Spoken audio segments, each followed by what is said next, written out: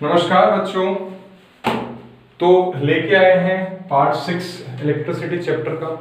बहुत इंपॉर्टेंट है ये भी टॉपिक, फैक्टर्स अफेक्टिंग रेजिस्टेंस। पिछले 2 सालों से 3 साल से ये क्वेश्चन कंटिन्यूसली आ रहा है, 2 या 3 मार्क्स में आ रहा है। फैक्टर्स अफेक्टिंग रेजिस्टेंस किसी ना किसी सेट में क्वेश्चन जरूर आता है। तो ये बहुत इंपॉर्टेंट टॉपिक है। छोटी सी डेरिवेशन है, 3 या 4 स्टेप्स की है, ज्यादा कुछ नहीं है। उससे ज्यादा इंपॉर्टेंट है कि आप इसको समझेंगे किस तरीके से। तो समझना बहुत ज्यादा जरूरी है। तो शुरुआत करते हैं इस टॉपिक की, factors affecting resistance of a conductor. अब पहले तो आपको ये पता होना चाहिए कि कंडक्टर का जो रेजिस्टेंस होता है वो कम होता है। क्यों होता है आपको देखो, सभी को पता है कंडक्टर में करंट फ्लो अच्छे से करता है, करंट फ्लो अच्छे से करता है, यानी करंट ज्यादा फ्लो करता है। तो और करंट का formula according to Ohm's law क्या है? I equal to V by R. अब करंट ज्यादा होगा तो रेजिस्टेंस क्या होगा? कम होगा। करंट ज्यादा होगा तो रेजिस्टेंस क्या होगा? कम होगा। यानी कि कंडक्टर का रेजिस्टेंस क्या होता है? कम होता है। पहली बात ये, यानी कि कंडक्टर का रेजिस्टेंस कम होता है। यही बात अगर आप इंसुलेटर के लिए लेके आते हैं, अगर आपके पास क्वेश्चन आ जाता है इसी तरीके से 1 नंबर में कि किसका रेजिस्टेंस ज्यादा होता है, कंडक्टर का इंसुलेटर का, तो समझने की कोशिश करेंगे। इंसुलेटर में करंट फ्लो नहीं करता, करंट फ्लो नहीं करता, यानी कि I की वैल्यू 0 है, नहीं करता या बहुत कम वैल्यू है या नहीं करता, यानी कि I की वैल्यू क्या हो जाएगी? 0। तो 0 की वैल्यू कब होगी? जब R की वैल्यू क्या होगी? इंफिनिटी। पता है ना, 0 1 बाय इंफिनिटी या किसी वैल्यू के नीचे अगर इंफिनिटी होगा तो वो क्या हो जाता है? 0। यानी कि इसका रेजिस्टेंस, किसका रेजिस्टेंस का, इंसुलेटर का रेजिस्टेंस क्या होता है? इंफिनिटी। इंफिनिटी यानी कि बहुत लार्ज वैल्यू। इंफिनिटी का मतलब क्या होता है? बहुत लार्ज वैल्यू। तो पहले आपको ये पता होना चाहिए, इस टॉपिक से अलग आप इसको लिख देंगे कि कंडक्टर का जो रेजिस्टेंस होता है वो कम होता है। कंडक्टर का जो रेजिस्टेंस है वो क्या होता है? कम होता है। और इंसुलेटर का जो रेजिस्टेंस है बहुत ज्यादा होता है। समझ में आ गई? तो एक बात आपको ये इस टॉपिक से अलग आपको पता होनी चाहिए। और अगर पूछता है ऐसा क्यों होता है, क्योंकि कंडक्टर में क्या फ्लो करता है? करंट फ्लो करता है, आई ज्यादा फ्लो करता है। और हमें पता है I is equal to V by R. I ज्यादा फ्लो करता है तो आर कम होगा। इंसुलेटर में आई फ्लो ही नहीं करता, आई फ्लो ही नहीं करता, यानी कि आई की वैल्यू 0 होगी इंसुलेटर में। और ये 0 वैल्यू कब होती है? अगर किसी वैल्यू, वोल्टेज की कुछ भी वैल्यू है, अगर R क्या होगा? इंफिनिटी। क्या होगा? इंफिनिटी। फॉर एग्जांपल बता दूं, मान लो वोल्टेज कितनी है आपकी? 10 वोल्ट है, और रेजिस्टेंस मैंने, इंफिनिटी का मतलब क्या होता है? बहुत बड़ा नंबर। तो मान लो ये रेजिस्टेंस आ गया, बहुत बड़ा नंबर आ गया। जब इसको डिवाइड करोगे तो ये जो आंसर आया आपका 0.0000 कुछ करके कहीं पर एक 1 आएगा। तो ये लगभग किसके इक्वल है? 0 के इक्वल है। तो किसके इक्वल है? 0। यानी कि I की वैल्यू क्या होती है? 0 होती है। करंट फ्लो नहीं करता, यानी कि रेजिस्टेंस की वैल्यू बहुत ज्यादा होती है। ज्यादा कितनी होती है? इंफिनिटी। यानी कि कोई चांस नहीं है इंसुलेटर में करंट फ्लो करे। लेकिन आज जो हम टॉपिक करने वाले हैं वो सिर्फ किसके बारे में स्टडी करेंगे? वो हम स्टडी करेंगे कंडक्टर के बारे में। अब रेजिस्टेंस देखो क्या होता है। रेजिस्टेंस हम आपको ऑलरेडी लेक्चर्स में बता चुके हैं। Resistance is the property of a conductor. Resistance is the property of conductor which opposes the flow of current. ठीक है ना? यानी कि रेजिस्टेंस अगर कंडक्टर का ज्यादा है तो करंट फ्लो कम करेगा। कुछ फैक्टर्स होते हैं कि वायर का रेजिस्टेंस कम हो गया, ज्यादा हो गया, वही फैक्टर्स हमें पढ़ने हैं। देखो वैसे मैंने आपको क्या बोला कि कंडक्टर का रेजिस्टेंस कम होता है, लेकिन कंडक्टर का रेजिस्टेंस ज्यादा कब होगा, कम कब होगा, वो कौन कौन से फैक्टर्स हैं, वही आपको करने हैं। तो शुरू करते हैं factors affecting resistance of conductor में। जो सबसे पहला पॉइंट आपको समझना है, सबसे पहले जो रेजिस्टेंस ऑफ कंडक्टर है, सबसे पहले जो रेजिस्टेंस ऑफ कंडक्टर है वो डिपेंड करता है लेंथ ऑफ कंडक्टर पे। लेंथ ऑफ कंडक्टर या फिर लेंथ ऑफ वायर, ठीक, कोई भी वायर है उस पे कैसे डिपेंड कर रहा है बच्चे? डायरेक्टली। यानी कि अगर सीधे सीधे मैं आपको बताऊं, एक वायर ये है और एक वायर ये है। ये वायर A है, ये वायर B है। इसका लेंथ क्या है? ज्यादा। लेंथ हुआ ज्यादा तो रेजिस्टेंस भी क्या हुआ? ज्यादा। इसका रेजिस्टेंस ज्यादा होगा। इसकी कंपेयर टू इट इसकी लेंथ क्या है? कम है। लेंथ कम तो रेजिस्टेंस भी कम, तो इसका रेजिस्टेंस क्या होगा? कम। यानी कि जो पहला फैक्टर है जो पहला फैक्टर है कि रेजिस्टेंस कंडक्टर का ज्यादा होगा या कम होगा, वो फैक्टर सीधे सीधे क्या है, लेंथ ऑफ कंडक्टर, और उस पे कैसे डिपेंड करता है, डायरेक्टली। तो इसको हम मैथमेटिकली कैसे लिखेंगे, resistance is denoted by R directly proportional and length will be represented by L. Now this will be given as equation number 1, and this is the one of the most important factor which is affecting the resistance of a conductor. Now the second factor which is affecting the resistance of conductor is known as area of cross section. तो आप इसको लिखेंगे, second factor is resistance. अब ये directly proportional है, लेकिन अगले वाला जो फैक्टर है एरिया ऑफ क्रॉस सेक्शन उस पे डिपेंड करता है इनवर्सली। अब मैं आपको समझा देता हूँ, इनवर्सली यानी कि 1 upon area of cross section. अब इसको समझाने की सबसे पहली बात, रेजिस्टेंस और एरिया ऑफ क्रॉस सेक्शन में कौन सा रिलेशन है, इनवर्स रिलेशन है, ये बात समझिएगा। अगर एरिया ज्यादा है वायर का, एरिया ऑफ क्रॉस सेक्शन में भी आपको बताता हूं क्या होता है, अगर एरिया ऑफ क्रॉस सेक्शन ज्यादा होगा तो रेजिस्टेंस कम होगा, एरिया ऑफ क्रॉस सेक्शन कम होगा तो रेजिस्टेंस ज्यादा होगा, क्योंकि जो रिलेशन है वो कैसा है, इनवर्स में रिलेशन। अगर 1 अपॉन में ये वैल्यू लिखी गई है तो मतलब ये इनवर्स में, इसका मतलब मैं आपको बताता हूं क्या होगा। अब इसके लिए एक और केस लेते हैं, एक वायर ये है, ये दो वायर्स हैं, ये वायर A है, ये वायर B है, उस चीज को भूल जाइए, नेक्स्ट फैक्टर्स को हम स्टडी कर रहे हैं। इन दोनों वायर्स की कौन सी प्रॉपर्टी अलग है, आप सबको दिख रहा है, एक वायर थिक है और एक वायर थिन है, यानी कि एक वायर मोटी है और एक वायर पतली है। अब इसका एरिया ऑफ क्रॉस सेक्शन क्या होता है, ये जो आपका है ना, ये जो शेप आपकी आ रही है, ये इसको बोलते हैं एरिया ऑफ क्रॉस सेक्शन, यानी कि एक सर्कुलर, ये जो आप वायर कभी भी लेते हो, वायर का जो एक एंड होता है वो हमेशा कैसा होता है, सर्कुलर तरीके से होता है, ठीक है, फ्लैट सर्कुलर तरीके से होता है। तो ये हो गया इसका एरिया ऑफ क्रॉस सेक्शन, और ये क्या हो गया इसका, ये इसका हो गया एरिया ऑफ क्रॉस सेक्शन, यानी कि थिकनेस को ही हम बोल सकते हैं एरिया ऑफ क्रॉस सेक्शन। यानी कि जितनी ज्यादा थिकनेस तो उसको ऐसे, कम थिकनेस को ऐसे, यानी कि वायर मोटी है तो थिकनेस यानी कि एरिया इसका ज्यादा है, इसका एरिया कम है। समझ में आ गया। और एरिया पे कैसे डिपेंड करती है, इनवर्सली। एरिया ज्यादा है वायर का तो रेजिस्टेंस होगा कम, यानी कि इसमें करंट फ्लो करेगा ज्यादा। एरिया हो गया cross section, area cross section या थिकनेस क्या होगी, कम, वायर यहाँ पर थिन है। ये वायर कैसी है बच्चे, ये वायर क्या थी, थिक वायर है। ये वायर कैसी है, थिन वायर है।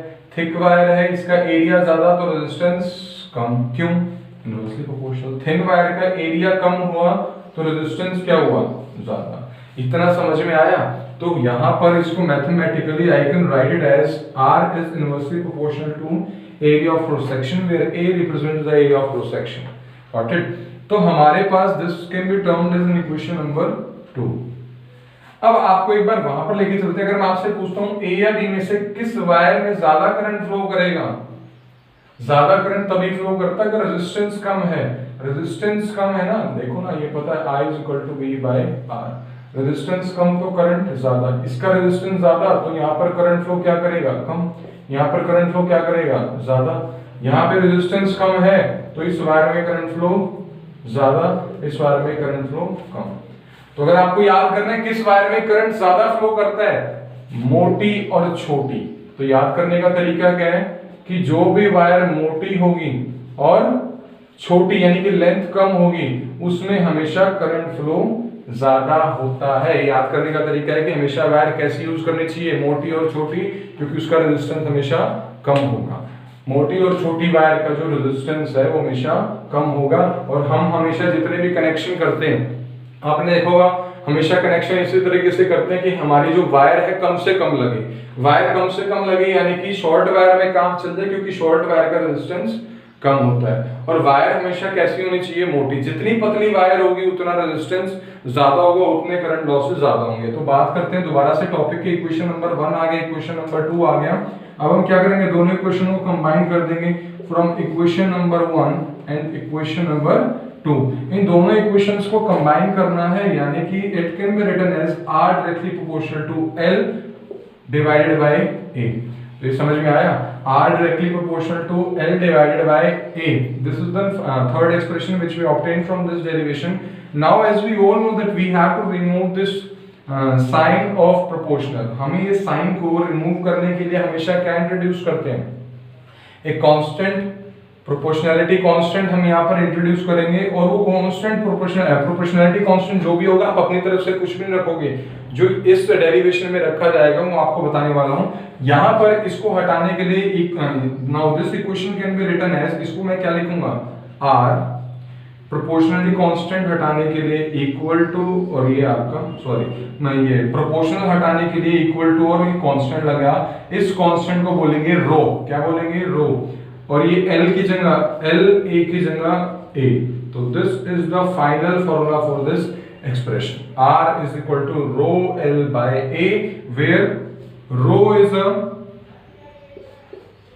प्रोपोर्शनैलिटी कांस्टेंट, ठीक है, R is equal to rho L by A. It is known as proportionality constant and it is known as resistivity, और इस रो का नाम क्या है बच्चे, resistivity। और resistivity का एक और नाम होता है, बहुत इंपॉर्टेंट है, जो बच्चे मिस कर जाते हैं और एग्जाम में स्पेसिफिक रेजिस्टेंस आ जाता है, तो इस रो का दूसरा नाम लिखेंगे specific resistance, R is equal to rho L by A, ठीक है। अब यहाँ पर आपका ये टॉपिक अगर एग्जाम में आता है फैक्टर अफेक्टिंग रेजिस्टेंस, तो आपको सिर्फ इतना ही करना होगा। तो अगर मैं आपको बताता हूँ अभी तक हमने कितने फॉर्मूलाज किए हैं, सभी राइट डाउन कर लीजिएगा, ये सभी बच्चे राइट डाउन कर लीजिएंगे, और मैं आपको अगर बताता हूँ कि अभी तक हमने इस चैप्टर में कितने फॉर्मूले करे हैं, तो वो आपको दिखा देते हैं।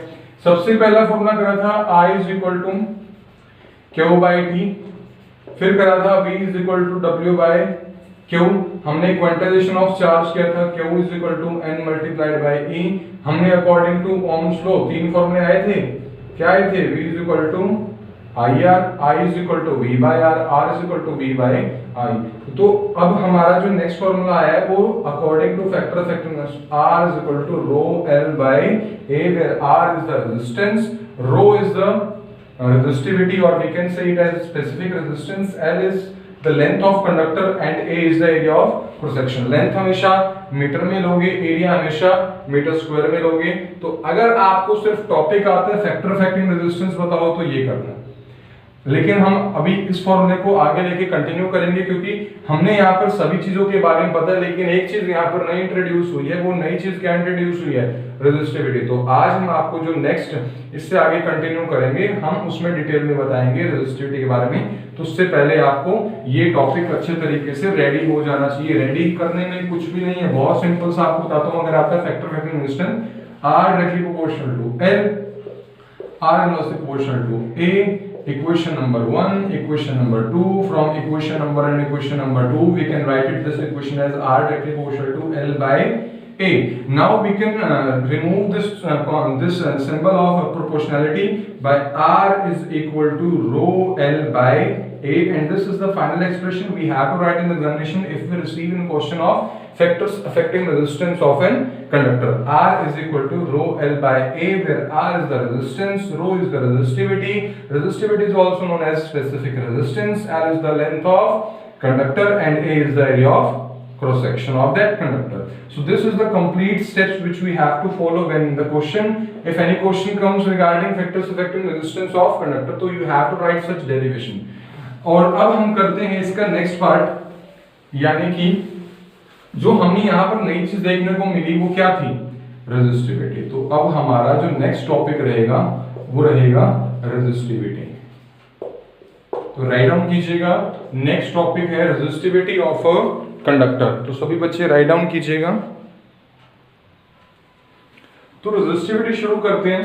देखो, रेजिस्टिविटी को पढ़ने से पहले हम आपको जब भी नया टॉपिक करवाते हैं उस चीज को पढ़ने से पहले हमें क्या पता होना चाहिए, उसका फॉर्मूला। तो सबसे पहले हमारा जो यहाँ पर रेजिस्टिविटी ऑफ अ कंडक्टर क्या होता है, किन फैक्टर्स पे डिपेंड करते हैं, ये भी दो फैक्टर्स पे डिपेंड करता है, वो दो फैक्टर्स अलग है, वो आपको बता देते हैं। तो रेजिस्टिविटी को पढ़ने से पहले हमें इसका फॉर्मूला डिराइव करना है, यानी कि फॉर्मूले में से फॉर्मूला निकालना है। हमें रेजिस्टिविटी कहाँ मिला था, यहाँ मिला था R is equal to rho L by A। Resistivity को स्टडी करना है, किसको स्टडी करना है, रेजिस्टिविटी को। तो इस फॉर्मूले में से हम एक्सट्रैक्ट करेंगे किसका फॉर्मूला, रेजिस्टिविटी का। कैसे करेंगे, क्रॉस मल्टीप्लाई कर दीजिएगा।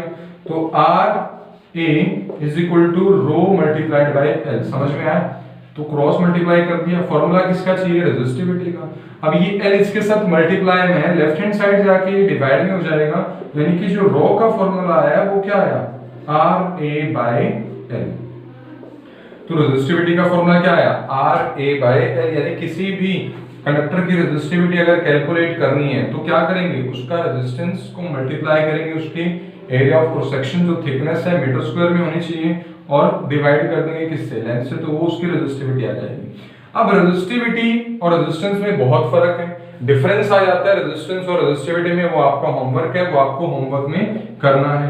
अब यहाँ पर मेरे को SI यूनिट बतानी है, SI यूनिट भी बतानी है और रेजिस्टिविटी को डिफाइन भी करना है, तो वो देखिए किस तरीके से करेंगे। सबसे पहले बात करते हैं इसकी SI यूनिट की। SI unit of resistivity is SI unit of resistivity is, resistivity का दूसरा नाम क्या है बच्चे? स्पेसिफिक रेजिस्टेंस, या SI unit of specific resistance is ohm multiplied by metre, और we can write it as ohm metre, और we can also write it as symbol of ohm small m. This is the correct way to write the unit of resistivity. तो अब हम आपको बताएंगे कि ये आपका ओम मीटर किस तरीके से यहाँ पर आया है, ये ओम मीटर ही क्यों आई है SI यूनिट। तो उसको सॉल्व करने के लिए देखते हैं, इसके यूनिट निकालनी है, रेजिस्टिविटी क्या निकालनी है? यूनिट। ये कैसे आई? तो इसकी यूनिट क्या होगी? रेजिस्टेंस, इसका फॉर्मूला, इसकी यूनिट। रेजिस्टेंस का यूनिट क्या बच्चे? ओम। रेजिस्टेंस की यूनिट क्या कर दी? ओम। मल्टीप्लाइड बाय एरिया की यूनिट क्या होती है? कोई भी एरिया हो गया, मीटर स्क्वायर, क्या होगी? मीटर का स्क्वायर, डिवाइडेड बाय लेंथ की यूनिट क्या होती है? लेंथ की यूनिट होती है मीटर। समझ में आया? तो 1 मीटर इधर है, m स्क्वायर यानी कि 1 m कट जाएगा, तो हमारे पास यूनिट क्या बची? ओम मल्टीप्लाइड बाय m, यानी कि ohm metre is the SI unit of resistivity, यानी कि SI यूनिट क्या होती है? Ohm metre. समझ में आ गई बात? अब हमें रेजिस्टिविटी को डिफाइन करना, हमें रेजिस्टिविटी को डिफाइन, अगर क्वेश्चन आ जाता है और ये बच्चे क्वेश्चन छोड़ देते हैं, बता रहा हूं आपको, डिफाइन रेजिस्टिविटी, कुछ भी नहीं है, बहुत सिंपल सा इसका आंसर है, डिफाइन रेजिस्टिविटी। अब रेजिस्टिविटी वैसे तो होती है कि इंटरनल प्रॉपर्टी होती है हर कंडक्टर की, अगर वही बात आ जाती है कंडक्टर की रेजिस्टिविटी कम होती है, कंडक्टर की रेजिस्टिविटी कम होती है, इंसुलेटर की रेजिस्टिविटी ज्यादा होती है। लेकिन डिफाइन करने में आपको बहुत अच्छे तरीके से डिफाइन करना आना चाहिए। तो डिफाइन रेजिस्टिविटी में आप इस क्वेश्चन को अटेम्प्ट किसी तरीके से करेंगे, we know that R is equal to rho L by A, and from this equation we obtain that rho is equal to RA by L। इतना तो आपको पता है, आप यहां से शुरू कर सकते हो, we know that rho is equal to RA by L। अगर यहां पर if area या area of cross section is 1 metre square, अगर एरिया क्या है 1 मीटर, यानी कि जिसको हम बोलते हैं यूनिट, वैल्यू क्या है इसकी? यूनिट, और लेंथ क्या है? 1 मीटर है वायर की, ये भी क्या होगी? यूनिट लेंथ होगी, ये क्या होगा? यूनिट एरिया होगा। अब आपको क्या करना है नेक्स्ट स्टेप में? अब आपको इसी फॉर्मूले में, मतलब कहता है अगर इस फॉर्मूले में A की वैल्यू 1 होगी, इस A की वैल्यू 1 होगी और इस L की वैल्यू भी 1 होगी, तो ये फॉर्मूला क्या बन जाएगा? Therefore इक्वेशन 1 becomes क्या बन जाएगी बच्चे? रो इज इक्वल टू R बन जाएगी। नहीं बन जाएगी, कैसी बनी? R की मल्टीप्लाई एरिया, एरिया क्या रखा है? 1, लेंथ क्या रखी है? 1, तो R मल्टीप्लाइड 1 by 1, तो हमारे पास एक्सप्रेशन क्या बचा? रो बिकम्स इक्वल टू R, और यहीं से बनाऊंगा इसकी डेफिनेशन। तो डेफिनेशन रटने में तो रट भी सकते हो, लेकिन आपको पता होना चाहिए डेफिनेशन वो आई कैसे है। तो डेफिनेशन कहती है रेजिस्टिविटी, ये आपकी resistivity is defined as resistance, resistivity is defined as resistance of a conductor having unit area of cross section and unit length. तो एग्जैक्ट डेफिनेशन यही है रेजिस्टिविटी की, इसके अलावा कोई भी डेफिनेशन लेके आओगे मार्क्स आपको नहीं मिलेंगे। तो क्या डेफिनेशन आई? सबसे पहले डेफिनेशन करने के लिए आपको यहां से शुरू करना है, we know that rho is equal to RA by L and if A is equal to 1 metre square, अगर ये 1 मीटर स्क्वायर नहीं लोगे तो 1 सेंटीमीटर स्क्वायर लोगे तो भी ठीक है। अगर आप इसी क्वेश्चन को ऐसे कर सकते हो, A आपका कितना ले लिया? 1 सेंटीमीटर स्क्वायर ले लिया, तो लेंथ कितनी लोगे? 1 सेंटीमीटर। तो इक्वेशन क्या बन जाएगी? रो इज इक्वल टू r बन जाएगी, क्योंकि ऊपर 1 का स्क्वायर नीचे 1 का स्क्वायर 1 बाय 1 कैंसिल हो जाएंगे, तो हमारे पास rho becomes equal to r। यहां से कैसे डिफाइन करोगे? Resistivity is defined as resistance, किसके इक्वल है? Resistance of a conductor having unit length and unit area of cross section. So simple. तो हम यहां पे लिखेंगे, लिखिएगा सभी बच्चे, रेजिस्टिविटी और स्पेसिफिक रेजिस्टेंस लिखिएगा। resistivity or specific resistance is defined as resistance of a conductor, resistance of a conductor किसकी इक्वल है? resistance of a conductor कब? resistance of a conductor when resistance of a conductor, उस conductor की length कितनी है? having unit length, unit यानी कि 1, having unit length and unit area of cross section, this is the exact definition of this resistivity, or we can say that specific resistance.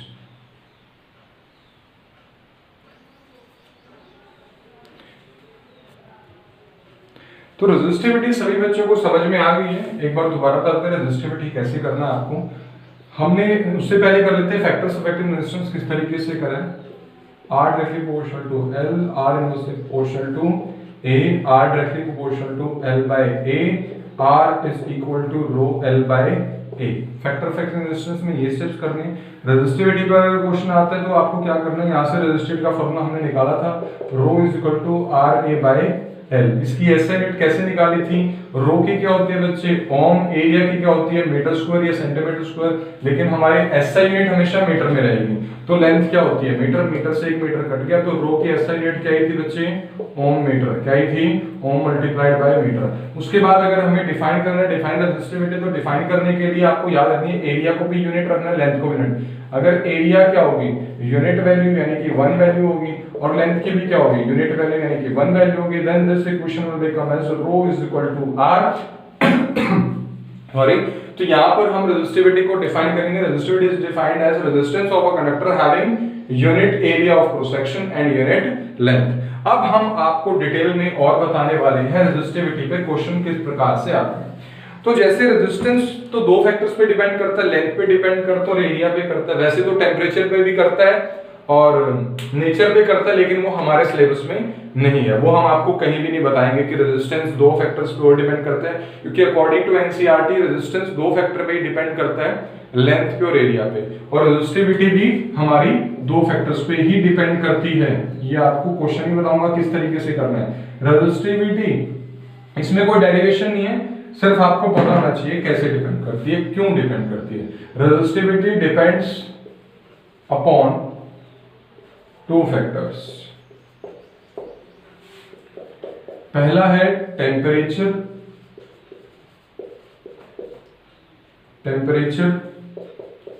दूसरा है nature. तो देखो दोनों चीजों में नेचर याद करने की जरूरत ज्यादा नहीं पड़ेगी। रेजिस्टिविटी या फिर स्पेसिफिक रेजिस्टेंस दो चीजों पे डिपेंड करता है। पहला है टेम्परेचर, दूसरा है nature. Temperature of conductor, nature of conductor. Nature यानी कि गोल्ड है, सिल्वर है, एल्यूमिनियम है, क्या है, ठीक है।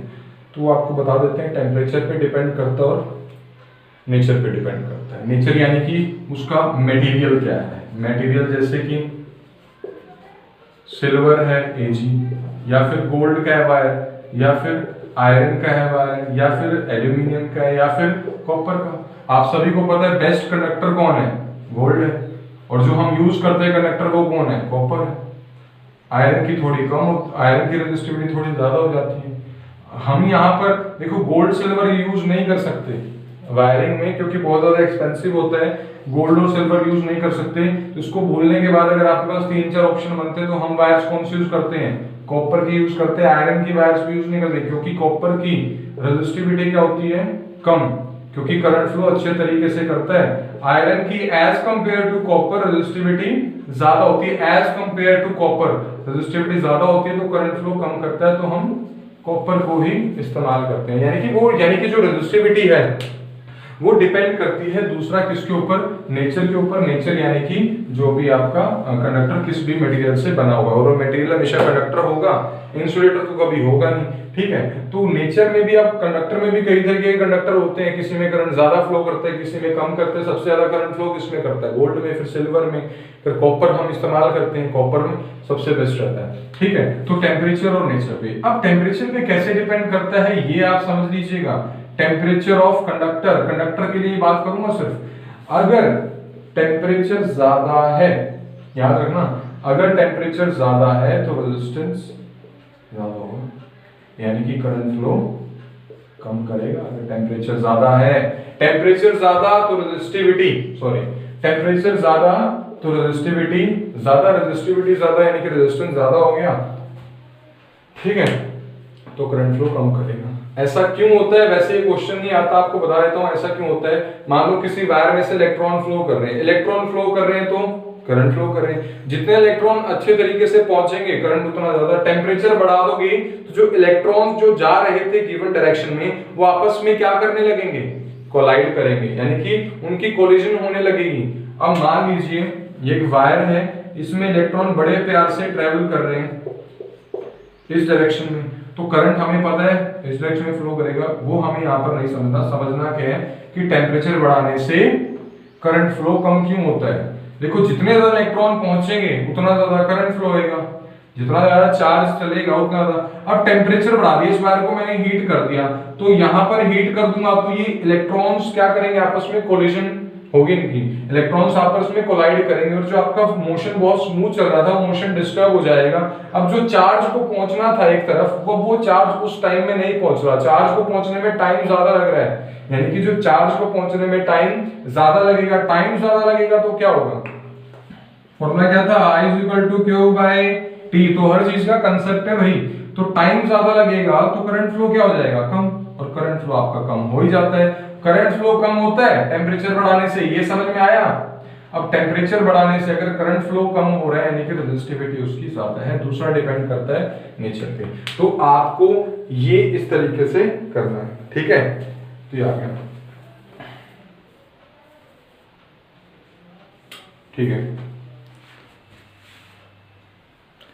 तो अभी के लिए इतना है। जो आपकी नेक्स्ट वीडियो